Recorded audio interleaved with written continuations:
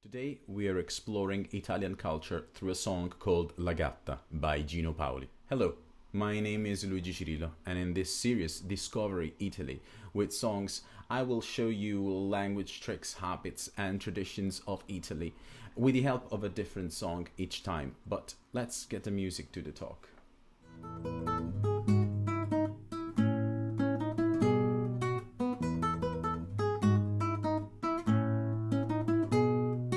C'era una volta una gatta che aveva una macchia nera sul muso e una vecchia soffitta vicino al mare con una finestra a un passo dal cielo blu.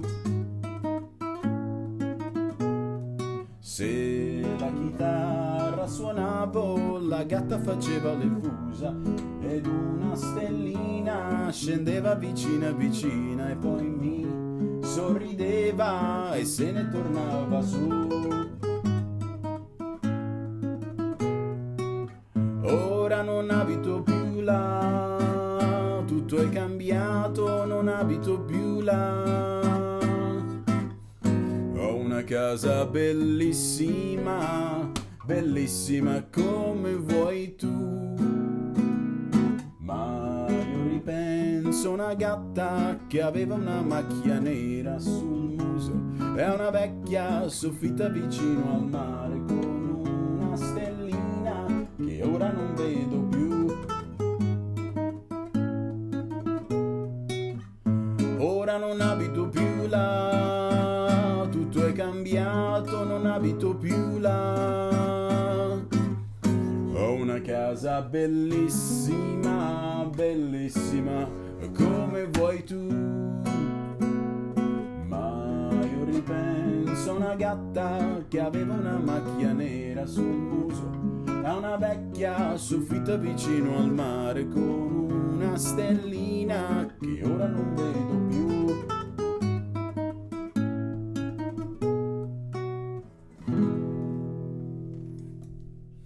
Not largely recognized outside the borders of Italy, Gino Paoli, the author of this song, can be no doubt considered one of the modern geniuses of Italian music. We could really spend hours, I won't, I promise, talking about him and his songs. Not just because he has composed beautiful melodies, but also because he's been composing melodies across at least three different eras of Italian music, and he's been active till his 80s.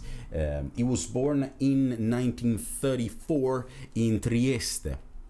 And then he moved to Genoa. This might sound like a very, very small detail, but in fact, it's quite important because he is one of the major exponent, probably the most important exponent of the so-called Genoa music school.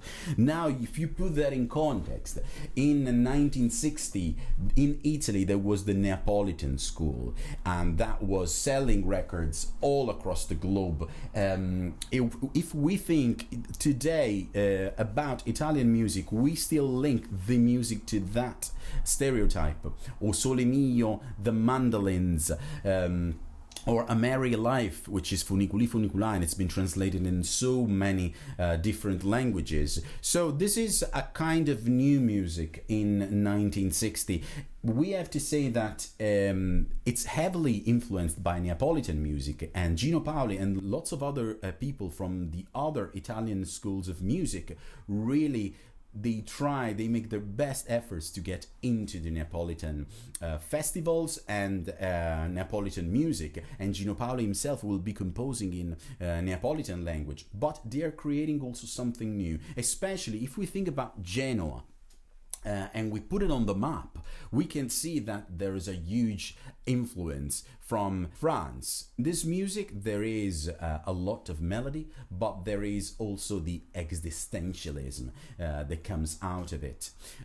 So let's think about 1959. Italy is recovering from World War II. There is more wealth. The industrialized north is becoming richer, and this of course, easily gets people to spend money for more futile things like records and to invest into music. So this time is really what we think from an imaginative point of view when we think about La Dolce Vita. So this is really the soundtrack of La Dolce Vita in our mind. So this song is very representative, I think, and a lot of the first production of Gino Paoli is very representative of this Dolce Vita way of living. The lyrics are apparently very, very simple and innocent. They start with the fairy tale formula. Once upon a time, a cat. That in Italian translates into C'era una volta. So it seems like a song for children, and in fact this formula is used then to develop the story, and the story is at the first reading about a cat that had a spot on his nose, and it goes on and talks about the cat that he cannot see anymore because he was living somewhere else, and that really has changed now, and is living in a beautiful house, but he didn't choose it. So going beyond the meaning of the lyrics and trying to understand what's underneath it, we can see the life of the author. During these days, he fell in love and was having a relationship with Stefania Sandrelli, but he was married, and Stefania Sandrelli was underage. So this is quite a scandalous story.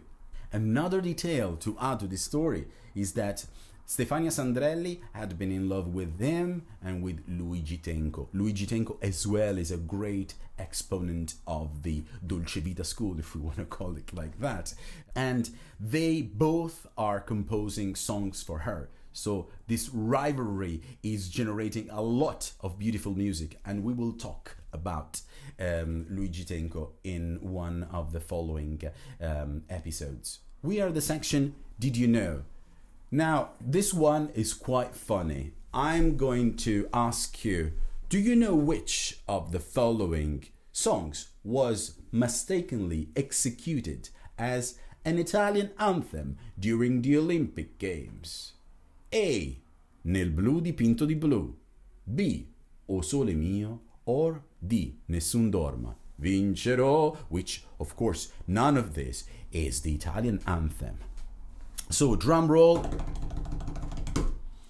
And the answer is O sole mio. So once by mistake, O sole mio, just a popular song, was executed as the Italian anthem, and to big surprise of the people in the stadium, it was quite well received and everyone was singing along. But the reason for executing O Sole Mio, for playing O Sole Mio, was that the director had forgotten his scores at home. So we know that Italy has a variety of different languages that today we call dialects.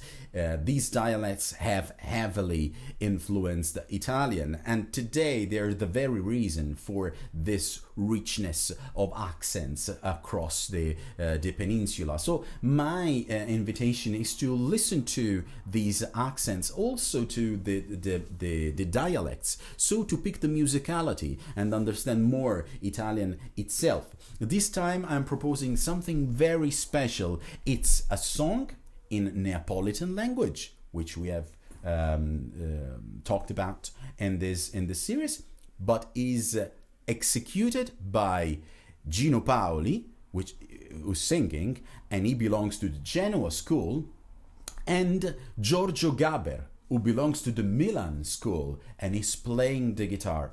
I love this recording. I hope you enjoy it too. So, if you like this episode, please give me a thumbs up.